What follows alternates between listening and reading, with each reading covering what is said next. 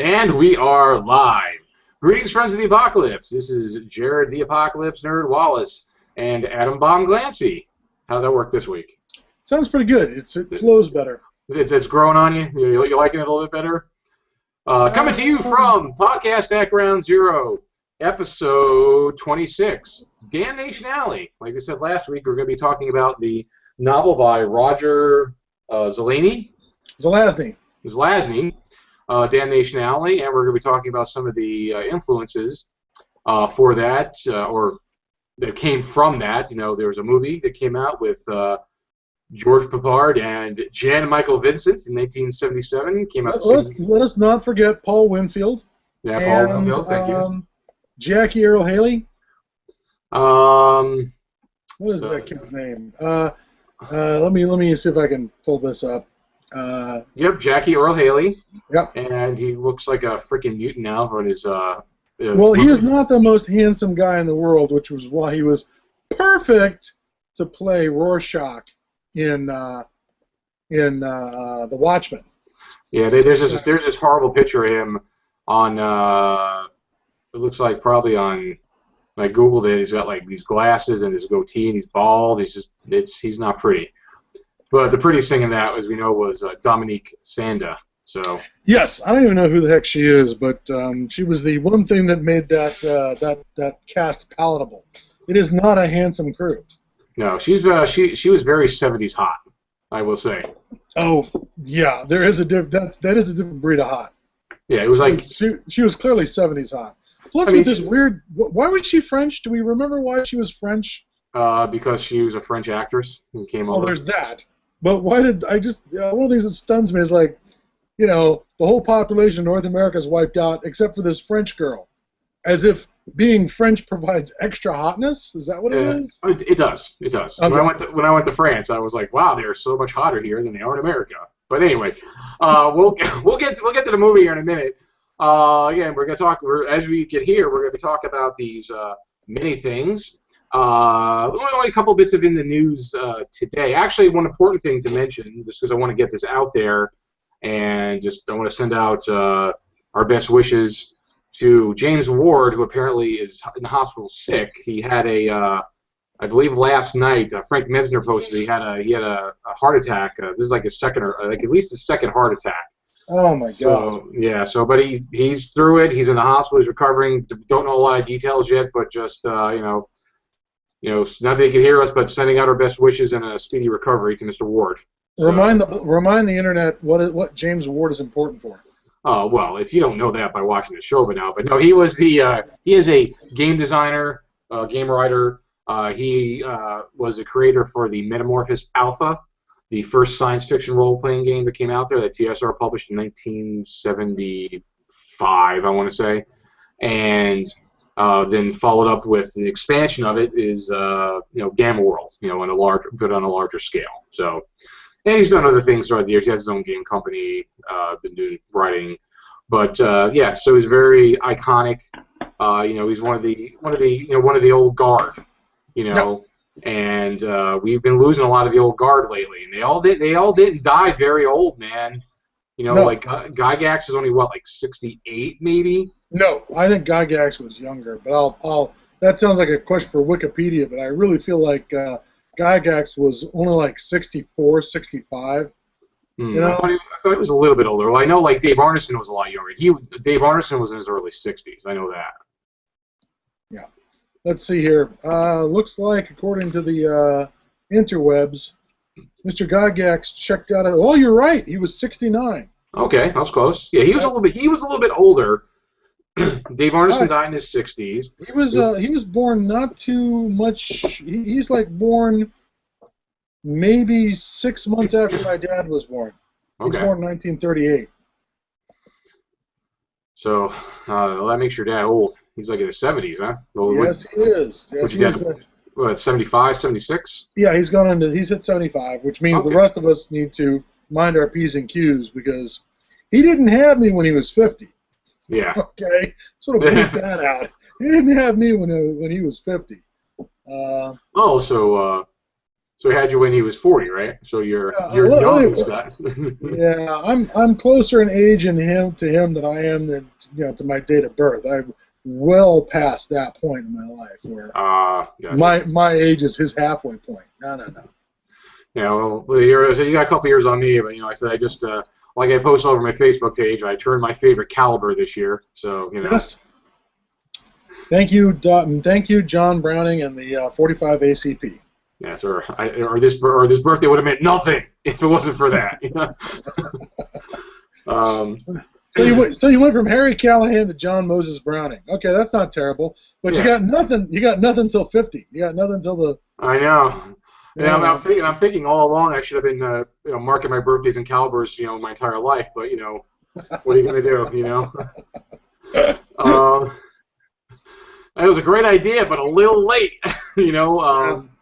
Let it be a lesson to the rest of you. 22, 38, 32. 40 caliber, 9. I guess, yes, everyone has a 9th birthday. Yes.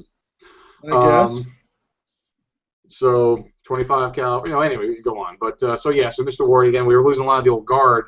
So, again, wishing him all the best. So again, I just read that today. So, Mr. Ward, again, best wishes. We hope you wish for you a speedy recovery. We want you around for years to come.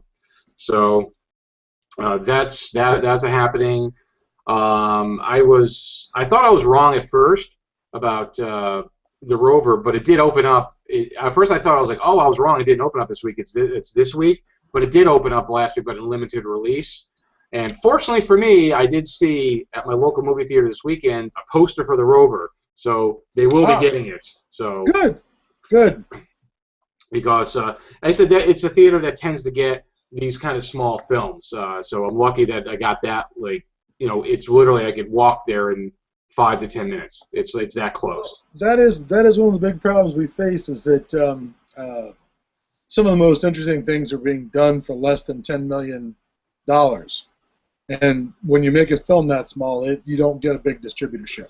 No, you don't. So, but at least I got that theater tends to get that, or there's one down. There's like a real art house down in Fort Lauderdale that tends to get a lot of stuff. Like I've seen a lot of stuff there. God, a number of years ago, was it 10 years ago or more, when they re-released? They did I think they did Apocalypse Now in the theaters again. Oh yeah, saw it there because there's an art house. All that kind of stuff. Those reissues of movies I've seen there. So anyway, the Rover I'll be able to see that.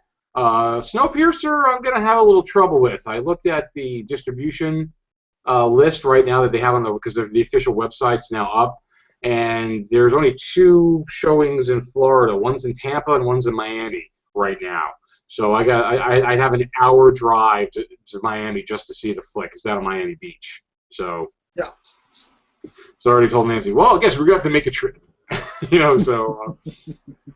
go see that movie. So hopefully maybe it'll come closer, but those are coming out. And just a reminder, this weekend we start with The Last Ship by Michael Bay. So we'll see what kind of... We'll see how he ruins an already, not that good story in the first place. Yeah. So, we'll see what they can do with it. I mean, one of the problems with The Last Ship, the original novel, is that it has a glacial pacing. Yeah. The story is in no hurry to get anywhere, and the result is that it just creeps along. Certainly, he won't be doing the story any harm if he makes it move forward quicker, but I just don't know what direction it's going to go. So we'll see. Yeah, exactly. I have no idea. And then the only other thing I've seen is I mentioned it to you. Did you have a chance to look it up? I did look it up. Actually, it was back on the 30th. Okay. It was back on the 30th. State of Decay Lifeline has gone live and is now available for purchase for $6 and what does it say here? I think it was $6.99. Yeah, $6.99. I was unaware of this, despite the fact that I have crushing deadlines, I'll be scurrying downstairs to my Xbox 360 to purchase it so that I will actually have it. Because I cannot do without. I cannot do without more of that, please. So. Yeah, well, that's not a bad price. For you already have to have the original game, but those add-ons are pretty reasonably priced. And I really like the premise of that one. You actually have supplies and things are dwindling down. I like that angle too. So I'm curious to see. Don't forget that one of the other things to remember about it is that it's a completely new. As I understand it, it's a new map. Okay. From what I read about it, and I'm going to check it out, it's a new map, and it's I think it might be an all-urban setting, where you don't get to drive around the countryside. But let's see here. It's still an exploration world, open world game. Certainly the Undead Labs has got plenty of material on their site talking about, what it is, and I've watched some of the previews. In fact, if we could put a trailer up for it, there are trailers for it available on YouTube, and we can get those up for the folks and let them see that. It looks like it's going to be an all-urban setting, but I can't tell for sure. But it's not the same valley.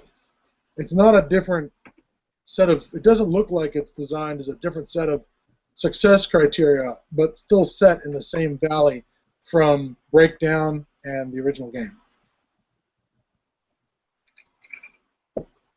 Yeah, I'm looking for the trailer. Okay, I got the trailer for that. I will post the link for that. So that is the end of all of our news, I think. Yeah, I don't got a whole. I didn't have a whole lot. We gave you guys all the news that was fit to print last week with a couple different movies and TV shows and games. So you guys should be You guys should have plenty of apocalyptic nonsense to mess around with for the next couple of weeks. Yeah. Oh, I also posted on the blog, which again cross-posts to the Twitter account and the Facebook page. I found this thing about I can't remember the name of the site now. That Detroit. It's doing. Yeah. Is that thing where that's the Google Street Views that show the place disintegrating? Yep. It shows like it's Detroit. Let me pull it up here. I posted the damn thing. I wish I could friggin' remember it. It's like Go Bing Detroit. It's showing all these like street views of like the same areas from like 2009, 2011, 2013, and it just shows many. It's got like 5 pages of it of like all these different like houses and just how everything just falls apart and decays and it looks like fucking ruins. It's pretty. What do you mean looks like? It is. I mean, yeah, they're ruins. Modern day ruins. It's like, but some of them have like a freestanding, still intact, good to go house right next to it. So it's kind of weird. Did I mention that I went and saw the Jim Jarmusch film, The Last Lovers Alive? No. Or The Last Lovers Left Alive, I think it's called. It was it's Tom Hiddleston and Tilda Swinton playing a couple of vampires. And, go figure with Tilda Swinton. She already looks like she's not from this world. But it's kind of a Shaggy Dog story. The movie almost has no plot whatsoever. It's just like you see a couple days out of their lives, that's it. But it starts off where she's living in Tangiers, and he's living in Detroit. In this big house that's off the grid. There's no power to it. He powers it himself. Take him to Detroit. Thank you, Dr. Craw. Yeah, but the thing that was most interesting about the Detroit stuff was, it's this sort of urban blight, but throughout the course of the movie, you keep hearing coyotes. Really?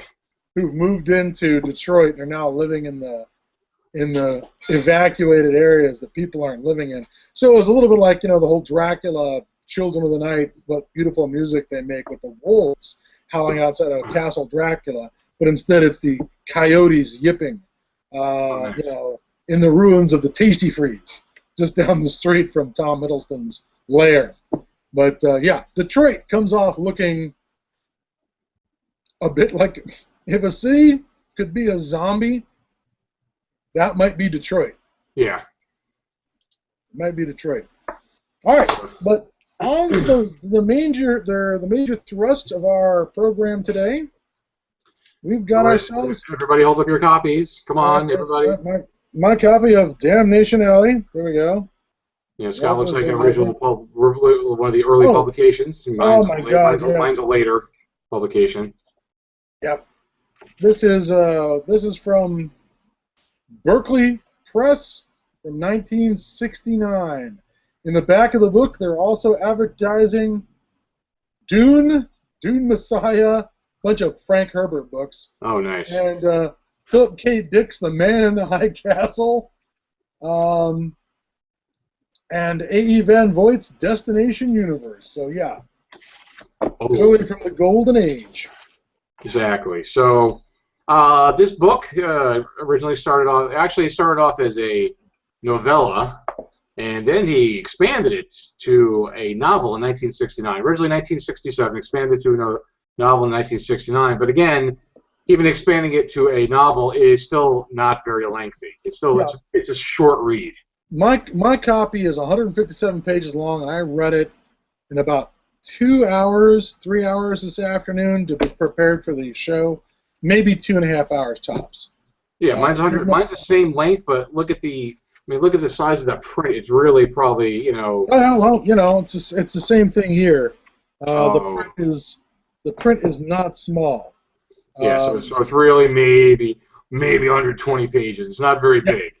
Yeah, and I remember reading the novella, and I do remember some differences between the novella and the novel.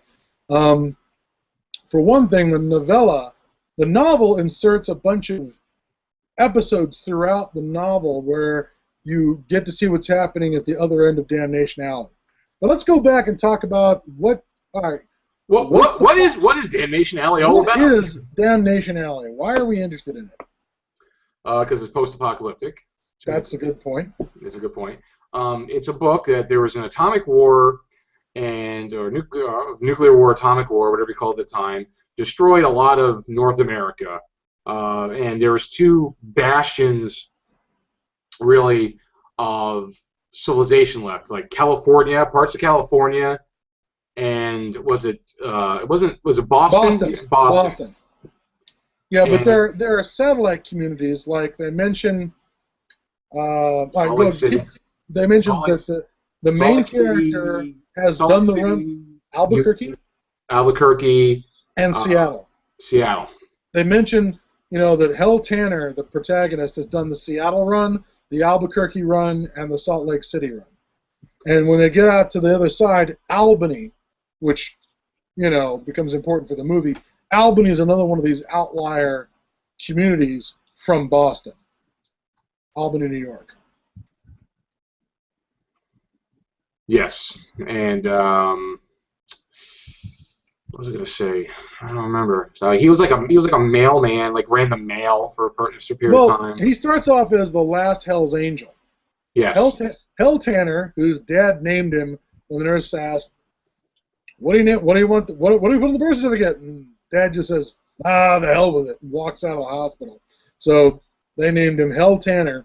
It is the last of the Hell's Angels, who apparently were wiped out by the California Republic, or the nation of California, because they were just total scumbags. I mean, looting, raping, killing. Yeah, they admit that the main character is a rapist, a murderer, gouged a man's eyes out just for kicks because he was amusing to him. He once shot a man for snoring too loud. That he was a slaver, that he sold. They would kidnap people and sell them, And apparently, while he was doing time, there was something called the Great Raid, where there was something called the Barbary Coast, which is, I guess, is a reference maybe to San Francisco. But the the forces from LA came up there and just apparently didn't take any prisoners, and the Hells Angels are gone now.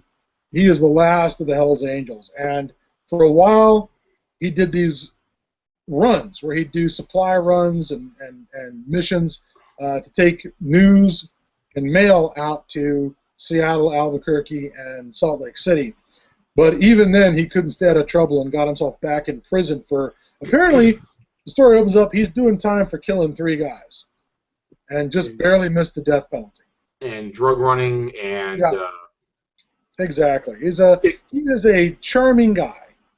Yeah, because in the beginning it tells him about, he's like, oh, I miss my swastikas and my iron crosses and my patches and my, He's got his fucking SS dagger, in his boot, and was they don't have any swastika tattoos on him, but he's your standard Hell's Angel.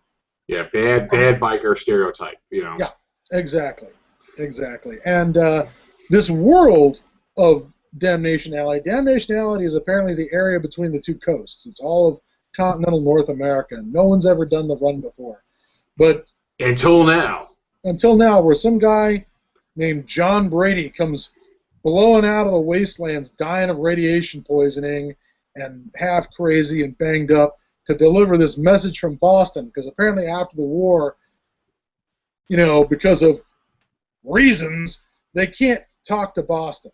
There's no radio communication for very far. Well, because apparently the weather systems are all fucked up in the world. Yes. It's like hail. It's like hail, rock storms, and apparently there's like a wind about 500 feet up that is like hurricane force winds constantly circling the Earth.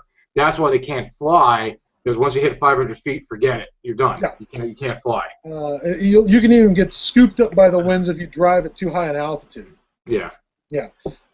And so the only way you can get around is by vehicles. That's Zelazny's, conceit for why you have to drive across North America, why you can't send a message, why a courier had to come all the way across, and then they had to send a rescue team back. And the idea is California has already had an outbreak of this plague and managed to come up with a cure. And we'll just call it the vaccine for the time being, and rather than try and look it up in the book. But they put together a team of drivers to go across the country. Three vehicles, two per vehicle.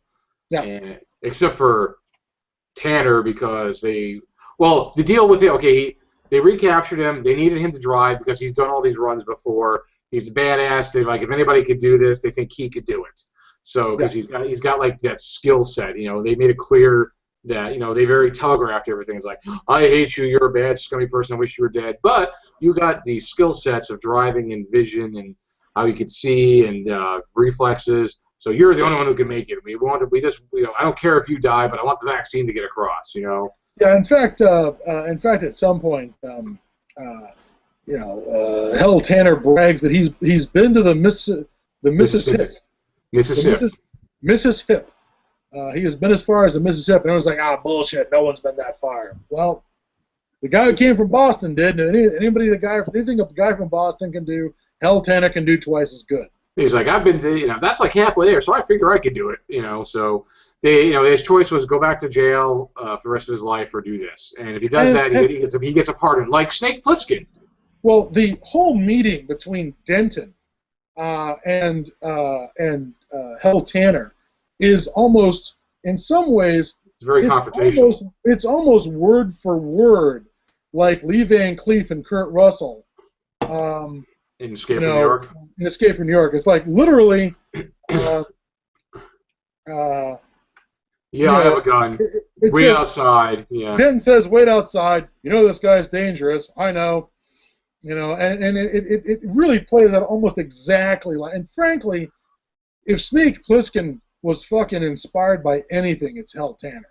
Yeah. I mean, right down the line with the motorcycle boots, on him, and the badass attitude. Although, admittedly, Snake Plissken seems like slightly less of a scumbag, but only because Hell Tanner is a huge scumbag. But that confrontation, Space Glisten's just dirty. You know, he's not a total scumbag. He's just dirty. You know. But anyway, so they recruit him to go the drive. They look so and he's such a scumbag that in one of the opening things he tries to kill the other drivers so he can escape. Remember that where they're getting the bodies out of the damaged vehicle? He tries lighting the fuel on fire. Yeah, because there were orders. They said, well, if you try to take off, they'll burn you. Because apparently they have big flamethrowers on the cars. They're like these big armored vehicles. Oh yeah, I don't remember the descriptions of them, but they say car, but then they start talking about what they've got, and it's pretty. The Landmaster from the movie is not bad. They're 8-wheeled vehicles. They're over 30 feet long. They're covered in 50 caliber machine guns, front, back, sides. There are no windows. Oh. There's just cameras on the outside, and you sit in this bubble of screens that show you up, down, left, right, even below the vehicle. Oh, that's right. So you have a full view. Yeah, and they got flamethrowers mounted on 5 different sides: front, back, left, right, and up. There's a rack of missile launchers like on the Landmaster. The one thing that the car, which is never given a name, the one thing the car has that the Landmaster doesn't is that it's covered with giant knives and sharp edges that can fold out and be folded back in case one of the giant mutant creatures on the wasteland grabs a hold of the vehicle. It can eject these blades that'll slice into them. Yes, because folks, apparently in this apocalypse, the Damnation Hell is full of giant, total fantasy, Shai-Hulud size, I said Dune, so it got popped out of my head. Mutant creatures, just gigantic, like, oh my god, this is totally over the top kind of shit. Yeah. The giant Gila monster takes out one of the vehicles at one point. Yeah, it's giant. It's like beyond. It's like Godzilla size. I think it's the size of a barn, which is not a bad description. Yeah. There's giant bats that attack the vehicle, giant spiders. There's a snake that crawls across the road that's, quote, as big around as a garbage can. So it's all giant monsters. Monsters. Back when the apocalyptic fantasy was, radiation will just make things bigger. Everything gets bigger with radiation. That's the one thing we've learned about radiation. The only thing that gets bigger is my swollen flesh from the radiation poisoning as my hair and blood falls out. Your glands get a little swollen. They get bigger, yeah. And then blacken and fall off. But yeah, it's that kind of fantasy radiation. The other thing that's fantasy is that the war blew all this stuff up into the atmosphere. It's been caught up by the new super wind that exists. And there's like tornadoes that go around sucking more material up into the super wind. So occasionally it just rains down. We'll be just driving along and rocks the size of, quote, tombstones will just fall out of the sky and crash down on you. And they've got to get the vehicles under old bridges or under cliffs to keep from being crushed by avalanches that just appear out of the sky at random in Damnation Alley. Oh, so it's, what was I going to say? Shit. You blanked? I totally fucking blanked. I was going to say something I can't fucking remember. It was, related to a movie book, comic book? No, holy shit, I was going to make a fucking reference. I can't remember. What the? There's only one way to remember, sir. We must talk about something else. It was, you're just talking about the rain. The avalanches out of the sky. You know what it's like? It's like the death belt from the Cursed Earth. Yeah, remember it's the death belt from the Cursed Earth, which we'll get to. Yeah, hold on.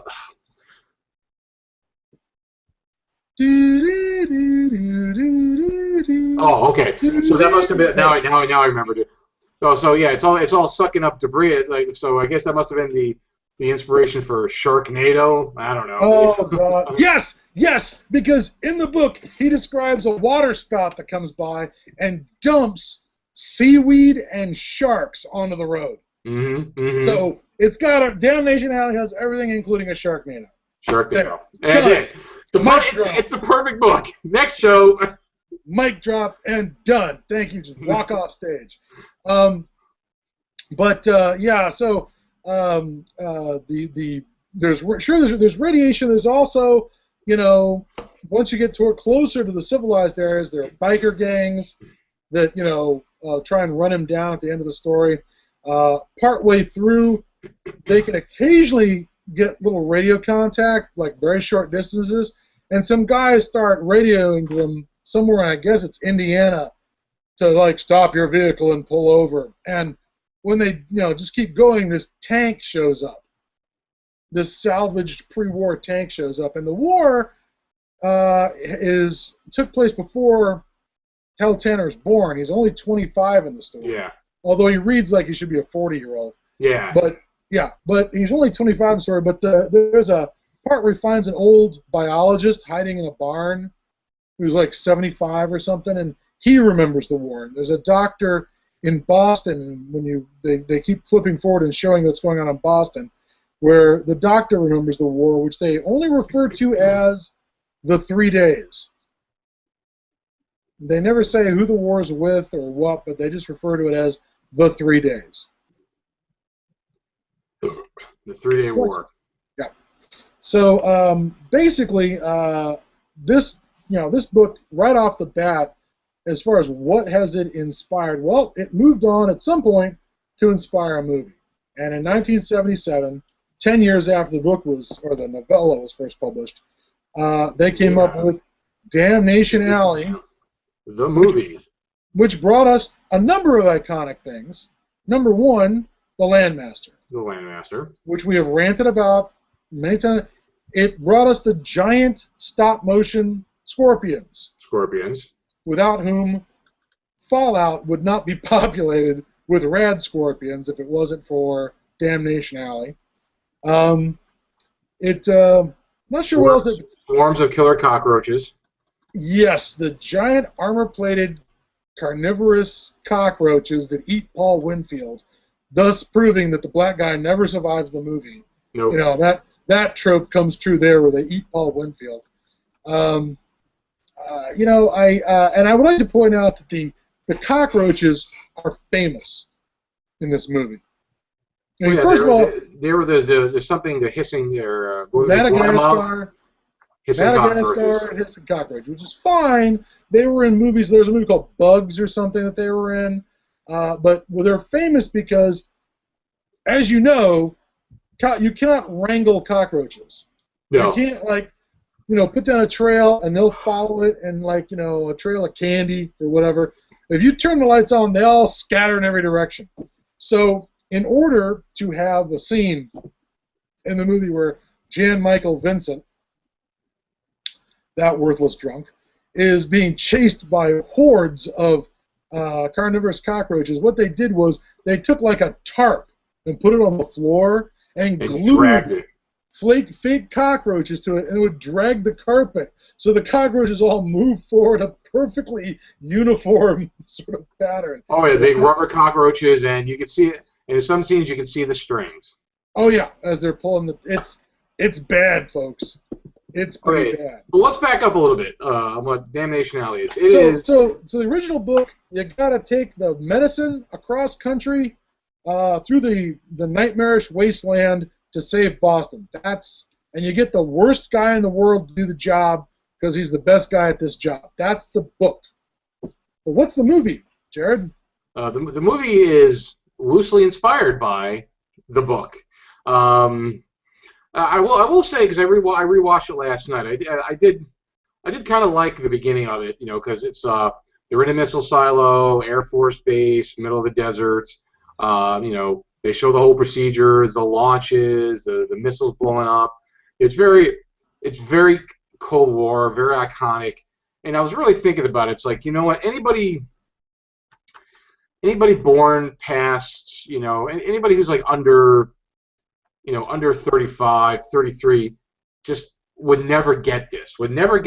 Doesn't get the Cold War fear of nuclear war. No, they don't.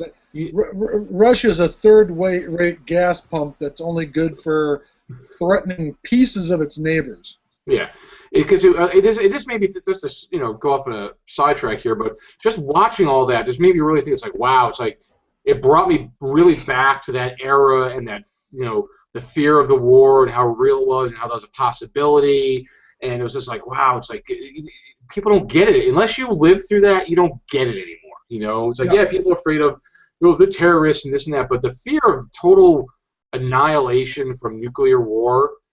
Unless you live through it, it's hard to get it, Agreed.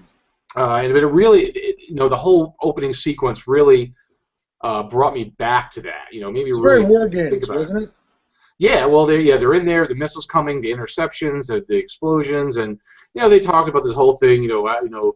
It did the whole thing. Like the Earth got knocked off the axis, the skies were crazy with weather and stuff like that, and they're at this base, and they're all just hanging out. The structure's still there. A couple guys, they said, I quit the Air Force, and they're off on their own.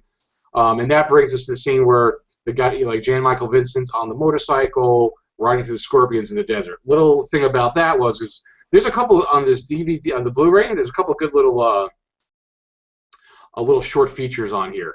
One of them, there's Survival Run, Road to Hell, and Landmaster Tale. So they're all about 10, 15 minutes long. They're pretty good. One's challenges. Survival Run's about the challenges of creating the movie. Now, they originally wanted to try to do the Scorpions as like actual mechanical, like real practical effects type things, but they couldn't do it. They didn't have the budget. It didn't wind up working. So that's where they had Scorpions filmed on a blue screen and stuck them in. And it looked terrible. They're not even stop motion, are they? I think they're all. No, they're real Scorpions on a blue screen. Real Scorpion, yeah. On a blue screen, so at least they have that going for it. But they originally wanted to do kind of mechanical ones, but it did not work. So you had a lot of that. Now, one of the big things that they were going up against when this movie came out was this is supposed to be their science fiction blockbuster of the year. It's 1977, isn't it? Yeah, it's 20th century, same company. This was one of their two science fiction films that they're like, oh, they expected this one to be a huge hit, and boy, were they wrong, because they didn't have any faith in the Star Wars movie either. But that thing blew up like you wouldn't believe, as we all know to this day. So this came out afterwards, did terrible at the box office, got pulled out pretty quick. So yeah, apparently they had a lot of challenges in making this movie too. It wasn't any of the documentaries, but apparently there's a lot of like footage that hit the cutting room floor. A lot of stuff was left out, like scenes for character and story and plot development. Oh yeah. If you've ever seen a cut of this film that was ever shown on commercial television, there's a lot of stuff that they show. The one thing that I always remember is where George Peppard, after the nuclear war, it's been weeks or months or whatever, and George Peppard goes down to talk to the base commander, who's played by, let's see here, Murray Hamilton. And Murray Hamilton, you will remember as, in The Graduate, the Dustin movie The Graduate, he is Mrs. Robinson's husband. He is also the mayor of Amity, Long Island, from Jaws. He is the mayor from Jaws, who's all like, we can save August, where he's gone completely nuts. And I'm not sitting around here. This is why this guy winds up to be a hot lunch. But that's Murray Hamilton. And apparently somebody decided that he's just the guy you want to get to play weak sucks who've lost control of the situation. Yeah. Because in this, he plays the general, and he's just sitting around with a sweat stains on his uniform and a big beard and drinking scotch. And George Peppard goes in to report how he's doing building the Landmaster, and the guy just grunts at him, and George Peppard leaves. And when Peppard goes back to his number two guy, it's just like, you realize the general's lost it. He's not home anymore. And yeah, and so he shows up in that scene, I remember. If you watch the cut that's on the DVD, what I remember is Murray Hamilton doesn't get any dialogue. He does get some dialogue in the longer cuts, but there's none in the movie. Oh no, basically you basically see him like engulfed by flames when the base blows up. Yeah, they mention all he does is sit in the command room looking at the maps, and then they show some guy sitting in the command room when the base is exploding, and then it explodes, and that's the end of Murray Hamilton. Yeah, so there's a lot of stuff that got lost. It's supposed to add to the film. So they're building this because they were there for 2 years. 2 years after they were. That's right. And Papard, and who's the other guy? The other actor. I think it's Lieutenant Tom Perry. So that would be the actor's name was Kip Nevin. So yeah, the Papard and Nevin build the Landmasters to escape. Yeah, because they know, because they were getting some signals from Albany. There was an automated system, but they know somebody was there at one point, and they want to get over there. Now they I do want to point out that Jan Michael Vince's character is named Tanner. So hence the Hell Tanner connection, although they don't call him Hell. And Papard's character's name is Denton, and Denton is the name of the guy who gives the mission to Tanner at the beginning of the book. So they cribbed a couple of names out of it. And Albany, because at one point Tanner goes to Albany in the book. Yeah, so that's it. There winds up being a disaster. Everybody dies except for a couple, like 4 people. So they started. The base is destroyed by marijuana and masturbation. Yep. So the whole thing blows up. You're just gonna let that go by. You're not even gonna try to explain to people how marijuana and masturbation. You gotta watch the movie. You gotta watch the movie. We're not joking. Wewe're not joking. That is no, we're not making this up. It's and not only is the base destroyed, but it's destroyed with stock footage.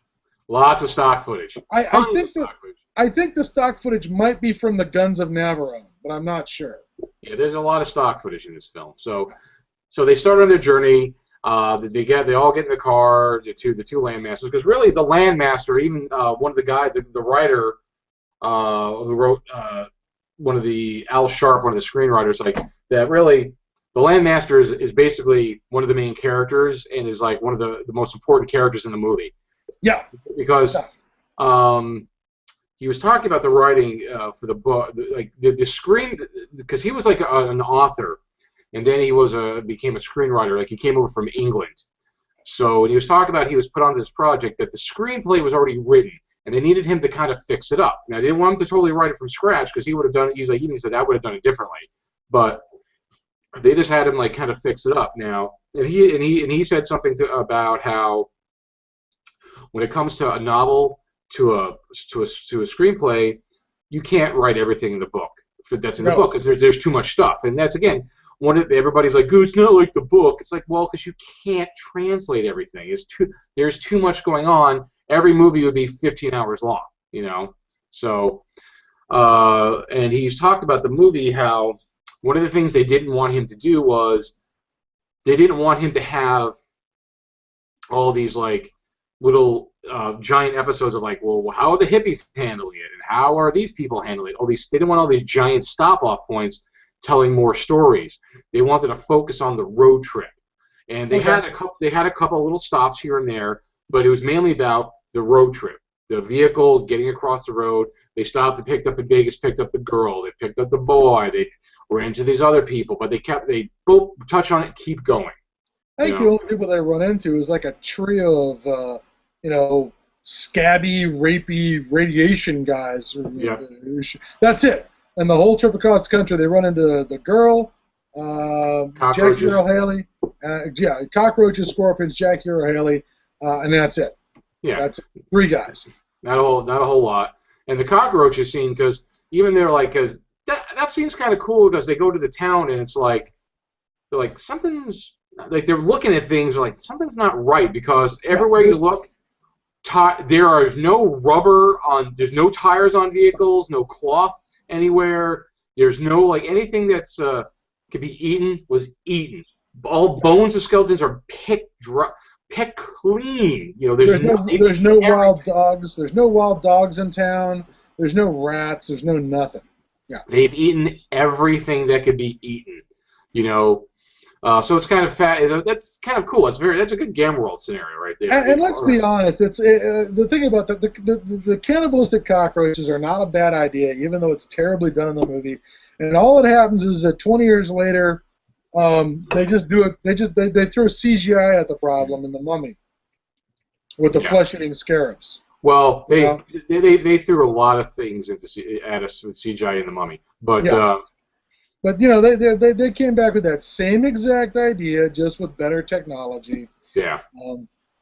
But it was not happy to begin with. No, bad situation. So that was like the main premise of the movie, and even he looks at the satellite images, finds the narrow path, and they talk about the vehicle a lot, like, oh, it could float in water, it could take 60-degree inclines, and it could do this, it could do that. But of course, immediately they lose one of the fucking land masters immediately, like out of the gate. Lose one of their guys immediately. Lose one of the guys, and they're going again.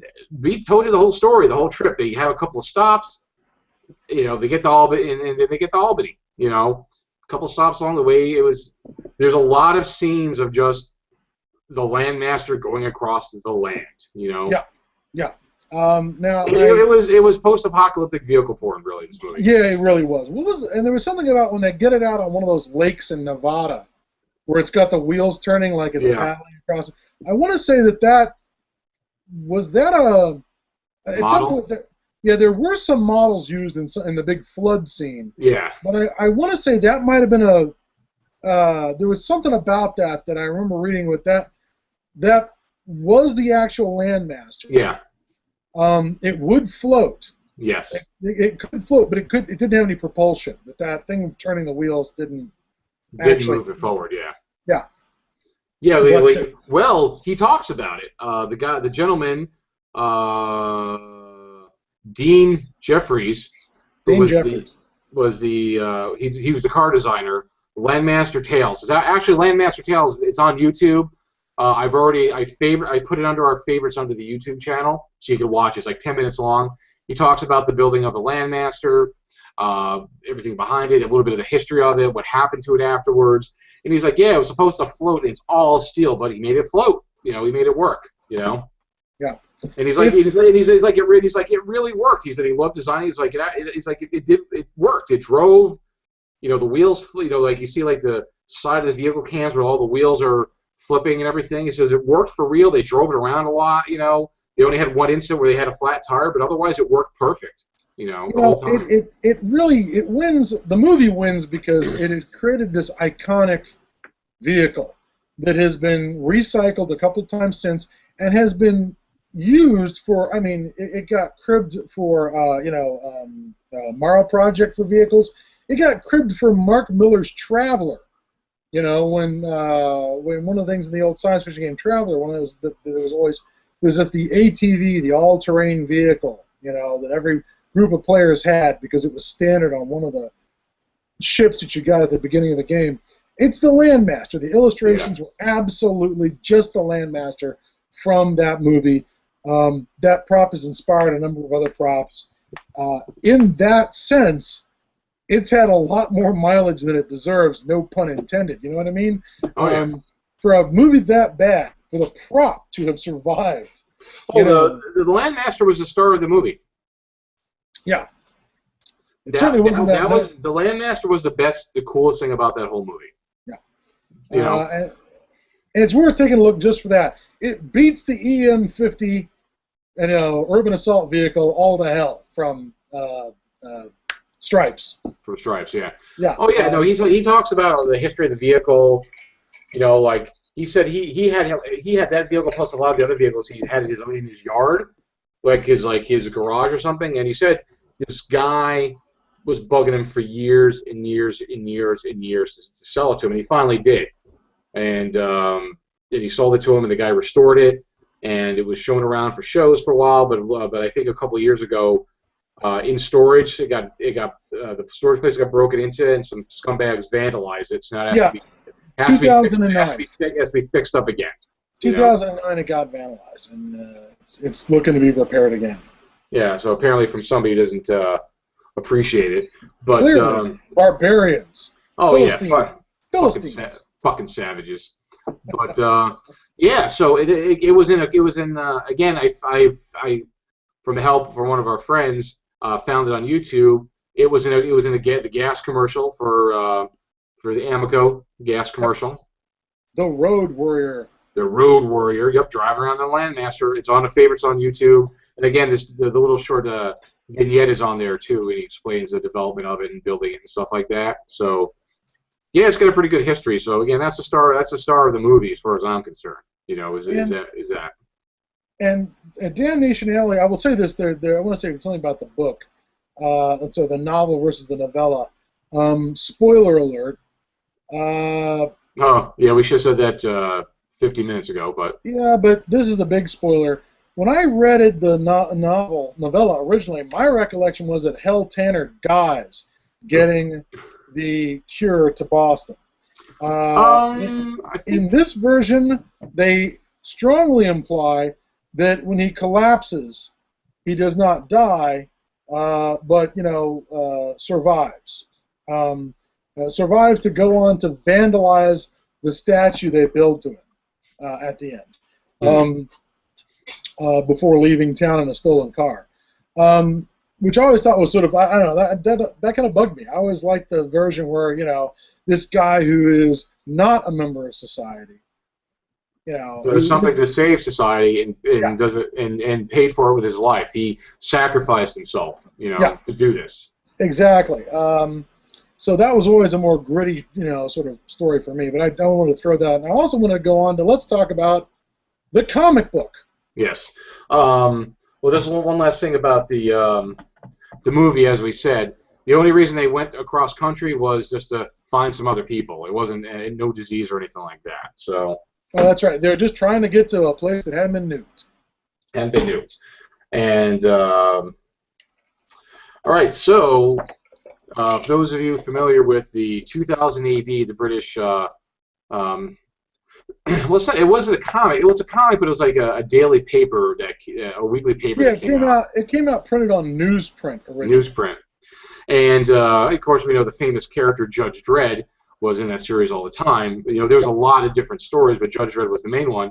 There was a story arc called The Cursed Earth, and I have a large-size compilation of the Cursed Earth saga. Let me see if I can get that in focus here. With the Killdozer? Is that the vehicle behind Yes, them? that is the Killdozer right there. And then we have Spike's Harvey Rotten, the world's greatest punk rocker. And, so... Filling in for Hell Tanner. Filling in for Hell Tanner. Now, the Cursed Earth is because it's Judge Dredd. So, as we know, it's a comic, it's going to be very over-the-top. But it's got all the over-the-top stuff that the book had, okay? Because they can do it in that. The premise is kind of reverse from the book. It's because you have Mega City 1, Mega City 2, East Coast, West Coast. Everything in between is complete hell on earth that was destroyed during the atomic wars, okay? Well, except for Texas. You have this Texas City. But everything else in between, totally destroyed. Now... well, it's very futuristic. It's a very futuristic world, but again, it's apocalyptic. Should point out that this story ran in Judge Dredd from May to October of 1978, so it was actually after Damnation Alley, the movie, came out. Oh, that's when it originally started. Okay. Yeah. Yeah, you're right. I could tell by the art style of the judges in there. It was early. And again, it doesn't seem that old to me because I was reading that like in the early '80s. So. Originally. So it takes place, somebody comes from Mega City 2, that there's this disease that's broken out that was a pre-war disease, and the disease was... Tutti Frutti. Yeah, it was called, what was it called? It was called... I just told you. Well, I know that, but I wanted to see what they actually... Oh, they didn't abbreviate it as? Yeah, okay. Yeah, it was... I have it right in front of me here. You know what the disease reminds me of? Doesn't it turn people into like vampires or cannibals or something? No, crazy fucking cannibals. That's what it turns them into. It reminds me of the disease from I Am Legend. You know what I mean? It's a bit like the disease from I Am Legend that fills in for vampirism in that movie. I just fucking read this. Okay, well, here it is. It's T2 brackets FRUT. Yes, they make it so obvious, but they call it, that was their war cry, Tutti Frutti, that they have to eat the forbidden fruit, which is, us. It's for the pickings is ripe. So these people land there with the jets. Now the thing is, Earth's all fucked up, so it has the layer of... Is it the dead zone or the dead... It is called the Death Belt. It's this area with these high tornado winds, debris flying through there, so they can't really fly back and forth easily.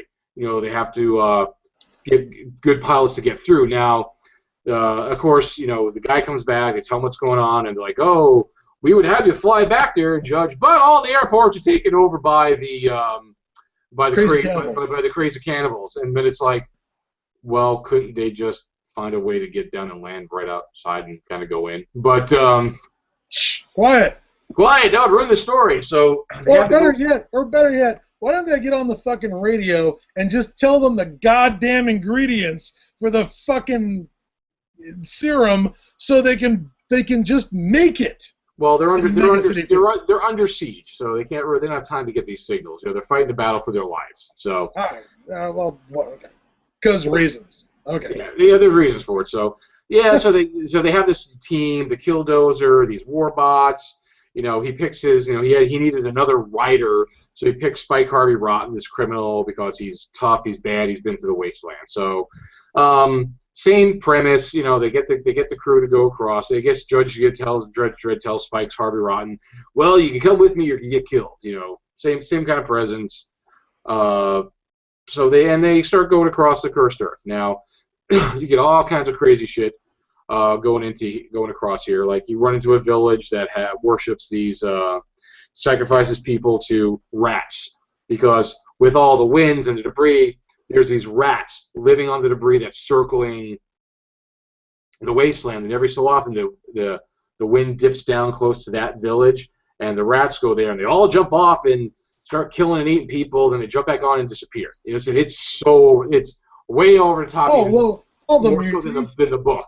When you get down to the mutations that are all involved, in this story, I mean, it's Gamma World level mutations. There's guys at the head of a goat. Why does he have a goat head? I don't know, because Brian Boland, radiation. Because the artist Brian Boland wanted to draw a guy with a goat head. That's why there's a guy with a goat head.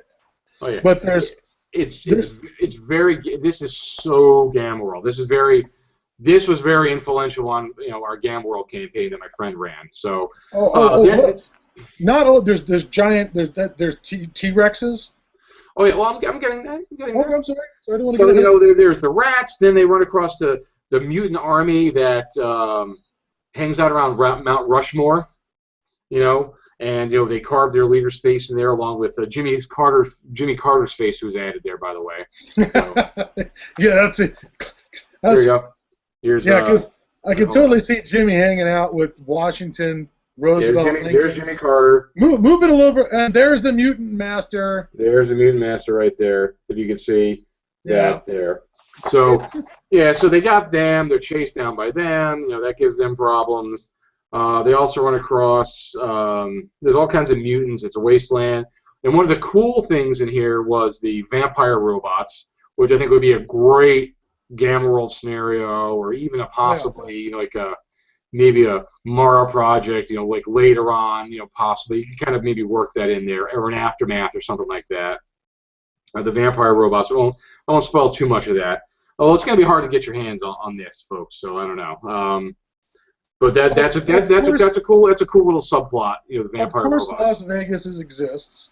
We get to Las Vegas. Well, before we have the battles, they run across this alien, because there's like these alien slavers that bring these aliens that they bring them to Earth to have like this alien circus in the cursed Earth. It's well populated, the cursed Earth. Yeah, the cursed Earth is wall to wall with people, mutants, aliens, dinosaurs, flying rats, mutant armies. It's a bit crowded, actually. Very crowded. Tweak is the alien they run into, who has like the big claws and he eats rocks. It looks like an aardvark with giant pincers. Or an anteater or something. I don't know. It's a ridiculous alien. Yeah, there's lots of dinosaurs and T-Rexes, because apparently there's like some kind of clone. Is some kind of let's see here. There was some kind of entertainment complex where they figured out they were reconstituting and making dinosaurs. So it's Jurassic Park. They're making Jurassic Park basically, and before Jurassic Park, Earth, and It's all fucked up, and they're running around, roaming the countryside, killing things. People, have like, small ones in pits like Conan. It's great. It's got that. They run across a giant. They go to Vegas where there's judges there, but the judges basically it's just the mob, and they're calling themselves judges, and they have lots of games of chance and killing people. Most of them lethal. Tank battles, and yeah, it's crazy, this story. And finally, the last sort of hurdle to get to Mega City 2. Let me see if I can find the actual name for them. Hold on. Is the Legion of the Damned? Yeah, it's Robot Army. The Robot Army that formerly served the last president of the United States, John Wilkes. The Presidential Iron Guard. Yep, the President John Wilkes Booth, the man who pushed the button. Yep. And they're like all hiding out in the desert around California, apparently, not near Washington, where the president was. I don't understand that, but reasons. Reasons. So they got to battle them, and then they got to break in, and they got to, they break in, they get the disease, they get the cure to them. So it's a pretty big, complicated story. It's like I said, I didn't want to give too much detail. This is a good read. So if you can get your hands on the Cursed Earth Saga, Judge Dredd 2008, totally worth it. Very over the top. Again, very inspirational for any of your post-apocalyptic games you have going on.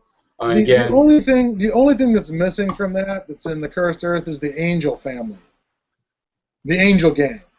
Yes. Judge Dredd. Yeah, they encounter them later in the Cursed Earth, but they were not in the Cursed Earth Saga. Yes. Yeah, I think the Cursed Earth Saga may be the first big time I remember Judge Dredd going into the Cursed Earth and making that a set piece of that world. Oh yeah. Well, there's the Angel gang because you had Papa Angel, you had Fink, you had Mean Machine. And Link. And There's Link. Fink and Link. I forgot about Link. I remember Fink because he was this kind of ghoul-like, kind of dude, and then of course Mean Machine, who was like a cyborg, and he had like had this dial on his head to change how mean he was, and the meaner he got, Yeah, like a timer on an oven or something. He's gonna turn the dial on his head to be just how mean he's gonna be. That was great. It was classic. Judge Dredd's very great. The whole Judge Dredd 2000 AD, a lot of inspiration for Game World stuff there. For that kind of campaign because it's very over the top. And again, you take from it what you will because how it depends how gonzo you want to be. Like, the final thing I want to throw out about things that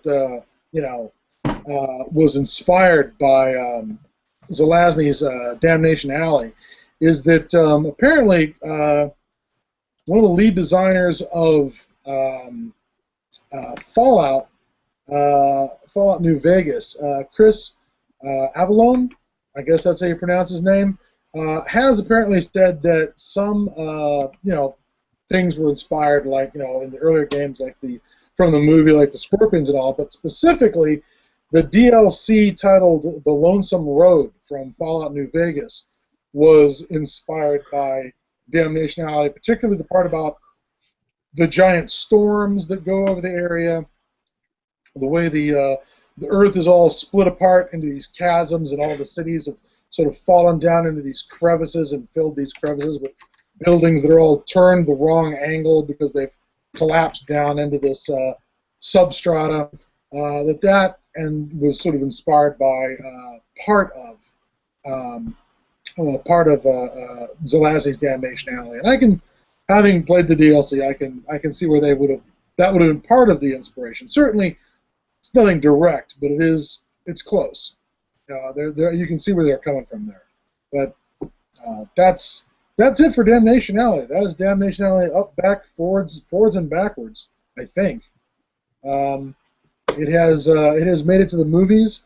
It has been expanded into a novel. It inspired a very successful classic comic book, and it's even barely inspired some video games too, indirectly.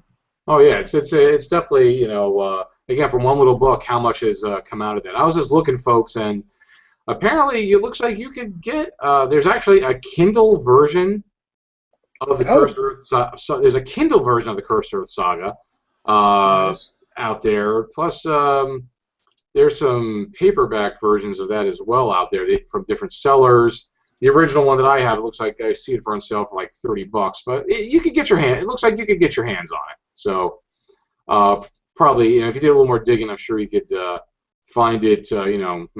But and there's one other thing. They actually made a novelization of the movie. So somewhere out there, apparently, is a novelization of Damnation Alley, the movie, that was not written by Roger Zelazny. So there's a novelization of the movie of the book. Yep. That when they put it out, when they put out the novelization of the movie, they just didn't reissue Damnation Alley. So there. Interesting. Yeah, and again, not a whole lot going on in the movie, But so I don't know how interesting of a read that would be, unless they added a lot of Oh yeah, I am sure. So there you go. So there you go, folks. Damnation Alley. Again, a lot of influence in the apocalypse. We got books, we got movies, we got video game inspirations, we got graphic novel stuff. So again, from one little story, you get a lot out of that. So it's again good. If you haven't read the book, short read. If you have Amazon Prime, it is free to watch on Amazon Prime. I don't know if it's on Netflix because I don't have Netflix anymore. So, but I know it's definitely on Amazon Prime. That's how I rewatched it last night because somebody didn't want to sit on the couch. And I don't blame her because her couch is uncomfortable. So so I was able to watch it in bed because I got a Roku box upstairs. So I was able to watch Amazon Prime up there. So it's good. And so it's out there. It's definitely worth it. Again, it's iconic, the Landmaster.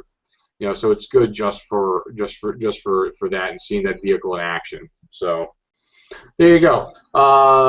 So that's it for us this week, folks. Damnation Alley. We got two shows in a row, which is good. We want to try to make up some lost ground. We will try to. I'm just trying to think. I got my brother-in-law coming into town. I'm not sure when. Next week. So, all right. So I'll be fine for 2 weeks for our normal 2 week schedule. So. All right. See you. So it'll be back in 2 weeks. Yeah, we'll be back in 2 weeks. Because I figure we're good for that. And folks, we don't know what we're going to do yet. We might do another one of these because I kind of like doing these. I kind of like doing the book, movie, and other inspiration thing that we got going on here. It's kind of cool because we can talk about multiple medias and how they flow. We were talking about possibly doing The Postman because that's another one that the book and the novel. Whoa! Wait a second. Did you read the novel? Yeah, just they go in completely different directions. Yeah, so maybe we'll do that, or I don't know. Me and Scott will talk about it, during the week to see what we're going to do next. Not sure. We're going to do something specific or a broad topic. I don't know. We'll see. Maybe we'll talk.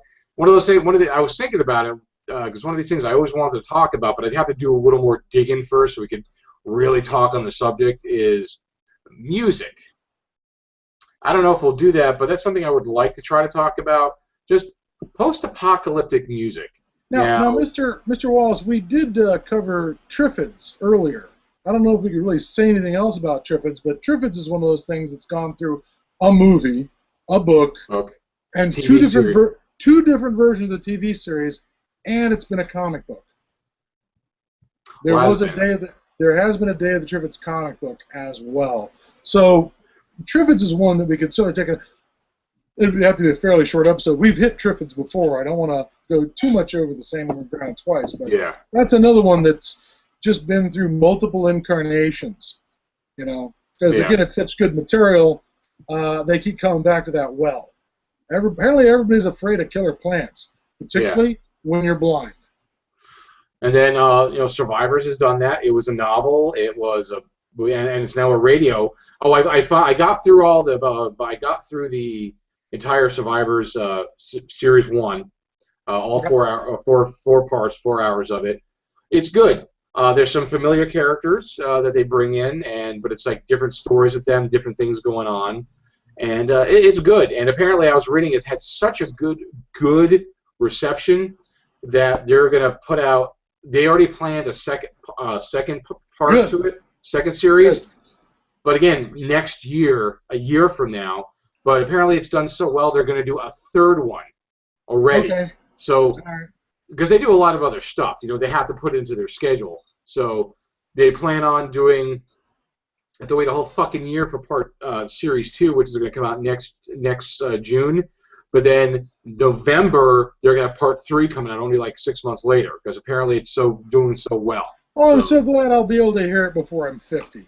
Yeah, isn't that nice? I was like, I posted on their Facebook page. I'm like, I gotta wait a year. It's like we're writing it right now, and I'm like, oh, come on, guys, you can't do that. Speaking of things that people are waiting on that haven't written yet, I need to go and get back to work on Delta Green. So I will see you in the wasteland, sir. All right. So again, folks, we will let you know what we're gonna do. We will see you in 2 weeks. Same mutant bat time, same mutant bat channel. Thank you and good night. Good night.